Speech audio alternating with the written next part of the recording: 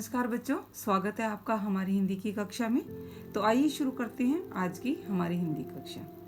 आज हम हमारी हिंदी की कक्षा में करेंगे कक्षा 12वीं की आरोह पुस्तक का काव्यखंड। काव्यखंड में हम करेंगे आज कुंवर नारायण जी के द्वारा रचित कविताएं। कुंवर नारायण जी का जीवन परिचय हम पहले ही कर चुके हैं और मैंने आपको बताया था कि कुंवर नारायण जी के द्वारा रचित 2 कविताएं 12वीं कक्षा के पाठ्यक्रम में शामिल है।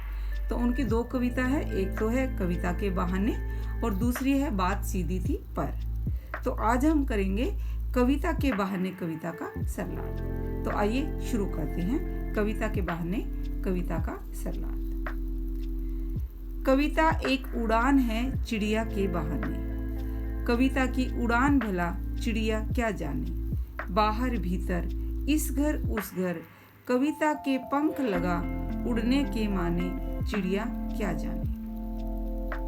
यहाँ पर कवि अपनी कविता की तुलना कर रहे हैं एक चिड़िया की उड़ान के साथ। कवि कहते हैं कि जिस प्रकार चिड़िया आसमान में उड़ान भरती है, उसी प्रकार कविता भी चिड़िया को देखकर अपनी कल्पनाओं के साथ आसमान में उड़ान भरती है।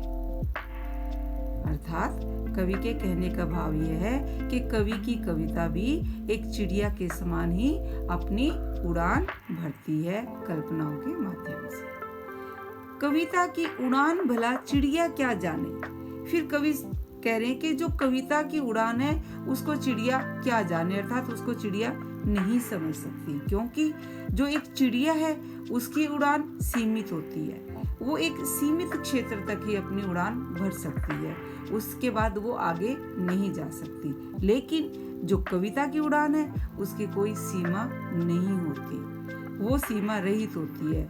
कवि की कविता की उड़ान बिना सीमा के होती है, क्योंकि कहा भी गया है कि जहां न पहुंचे रवि वहां पहुंचे कवि। अर्थात कवि की कविता जो कल्पनाएं हैं उसमें उसकी कोई सीमा नहीं होती। बाहर भीतर इस घर उस घर, कविता के पंख लगा उड़ने के माने चिड़िया क्या जाने। यहाँ कवि ने स्पष्ट कर दिया है कि जो कवि की कविता की उड़ान होती है वो बाहर भीतर इस घर उस घर, मतलब एक घर से दूसरे घर, बाहर घर के बाहर घर के भीतर प्रत्येक वातावरण का वर्णन करती है। और कविता के पंख लगा उड़ने के माने चिड़िया क्या जाने। कवि यहाँ साफ कहते हैं कि जो कविता अपने पंख लगाकर ऊंची उड़ान भरती है उस उड़ान को चिड़िया नहीं समझ पाती, क्योंकि कविता है जो कवि अपनी कविता लिखते हैं उसकी कल्पनाएं असीम होती है। जब कविता कल्पनाओं के पंख लगाकर उड़ती है उस उड़ान को चिड़िया नहीं समझ पाती। इसलिए चिड़िया की उड़ान और कविता की उड़ान में बहुत अधिक अंतर है। तो ये हो गया हमारा पहला पद।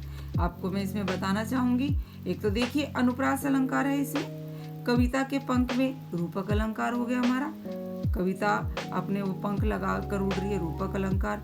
दूसरा मानवीकरण अलंकार है, कविता को और चिड़िया की उड़ान के बारे में बात हो रही है। और यहाँ पर जब अंत में प्रश्न चिन्ह है तो प्रश्न अलंकार है।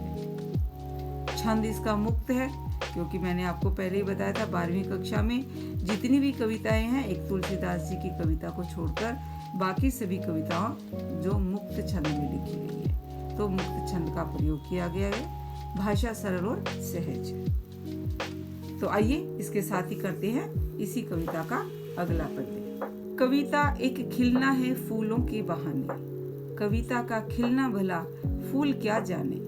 बाहर भीतर इस घर उस घर, बिना मुरझाए महकने के माने फूल क्या जाने। अब कवि तुलना कर रहे हैं अपनी कविता की फूलों के साथ, कि कविता फूलों को देखकर खिलती है। जिस प्रकार फूल प्रकृति में अपने समय के अनुसार खिलते हैं उसी प्रकार कविता भी खिलती है अपने भावों के साथ। कविता का खिलना भला फूल क्या जाने। फिर वही बात कवि कह रही है कि लेकिन जो फूल हैं वो कविता का खिलना नहीं समझ पाएंगे, क्योंकि फूल एक निश्चित समय के लिए ही खिलते हैं और एक निश्चित समय के बाद वो मुरझा जाते हैं और महकना बंद कर देते हैं। लेकिन जो कवि की कविता है वो अनंत काल तक अपने सौंदर्य को बनाए रखती है, अपने भावों से महकती रहती है और पाठकों को वही आनंद देती है।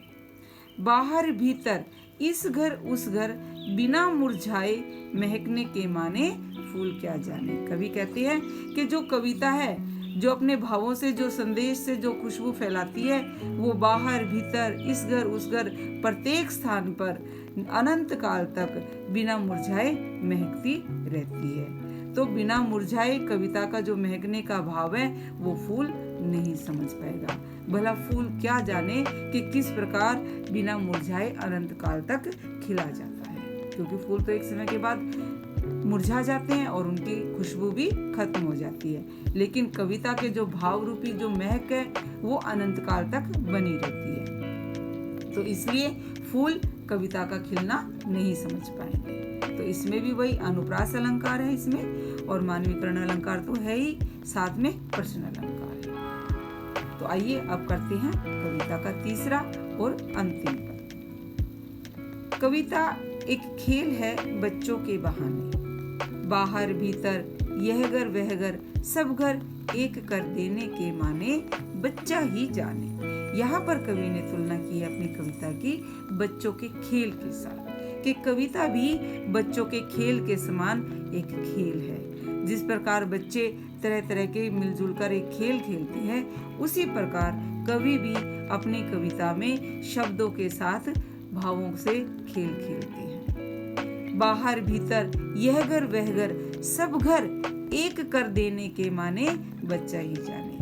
यहाँ कवि साफ कह रहे हैं कि जिस प्रकार बच्चे खेलते हुए बाहर भीतर यह घर वह घर प्रत्येक स्थान पर बिना किसी प्रकार के भेदभाव के, बिना किसी प्रकार के विकार के खेलते हैं, उनमें कोई आपस में ये नहीं होता कि ये मेरा है या उसका है, सभी एक समान होते हैं और सभी घरों को एक समान समझते हैं। बच्चे आपस में किसी प्रकार का भेदभाव नहीं रखते।